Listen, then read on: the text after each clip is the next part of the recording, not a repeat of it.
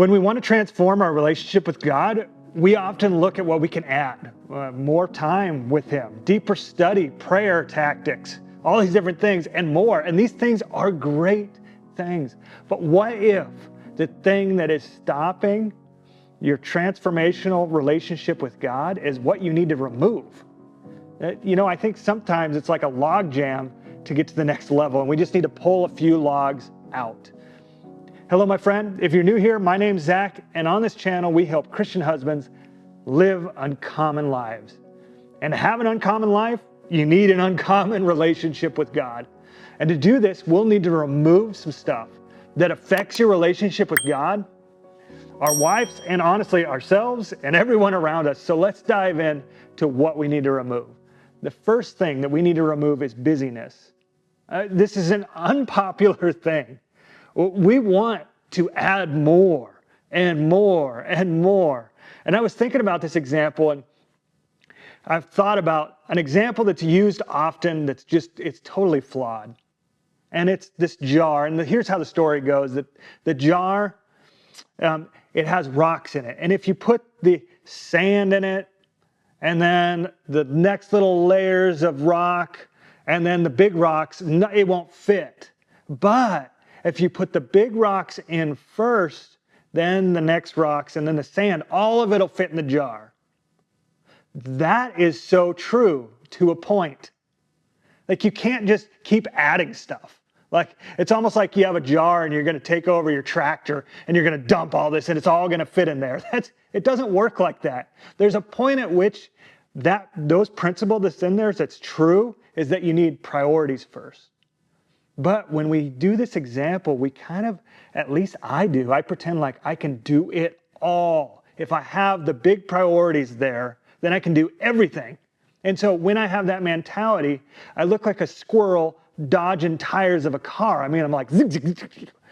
And this ADD guy can go and go and go and go to where I squeeze all margin out of my life. And here's the problem. Like, when you look at words on a page, if there was no white space, you couldn't read because all the words would be jammed up together. But we do this in our Western culture. We live such busy life. There's no white space on the page. There's no room for life to breathe. And some of the most impactful moments I've had with God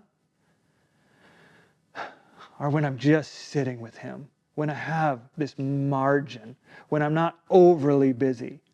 So we need to remove busyness to have a thriving relationship with our God, but we also need to remove some other things. We need to remove this idea of self-sufficiency. In our culture, America was almost founded on this self-sufficient life, and that is not what the Bible points to. In fact, the Bible says we need each other, that we need God. But you know what I want to do? I want to buy all the things so I don't have to ask anyone for anything. Like, I have this subtleness of pride that comes up with being self-sufficient. It's another way to say, hey, I'm going to be strong enough. I'm going to be wise enough that I don't need people. And if I have a project around the house, I'm not going to ask someone. I'm going to buy the other tool. I'm going to buy this other thing. And we get in this mode where we don't need God and we don't need others. Pride. We desperately need God. We desperately need others. You are not built to be self-sufficient. You are built to be interdependent. And when we miss that, we miss this relationship with God. I think we do this. I said pride, and I do believe that it's rooted in pride. But I think we're scared to be vulnerable. But I've noticed that it's in the vulnerable areas where life is. It's when I let people into the vulnerable places of my heart and mind that a true relationship's built. It's when I say, God, I need you right now. I can't do it on my own when He is mighty in my life. See, self-sufficiency goes against Scripture. It says that He is strong in our what? In our ability to man up? No. He is made strong in our weakness.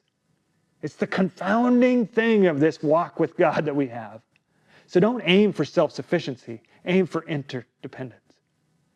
The next area that we need to remove is negative influences. Look, we need to look at our life and our influences like a river. And it's got a current to it. Is the current flowing in a positive direction, or is the current flowing in a negative direction? I mean, you can look at all areas of your life, but basically right now, a big negative influence is the news. And there's political elections going on right now, and if that's getting to you, if you're more focused on that than your relationship with God, consider cutting it out. Or it might be the music you listen to, or certain friendships, or your phone.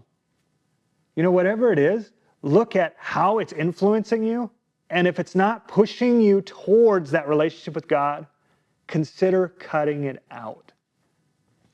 The next area we need to look at removing is unforgiveness. When we're walking around in hurt, it is detrimental to our relationship with God and our relationship with others.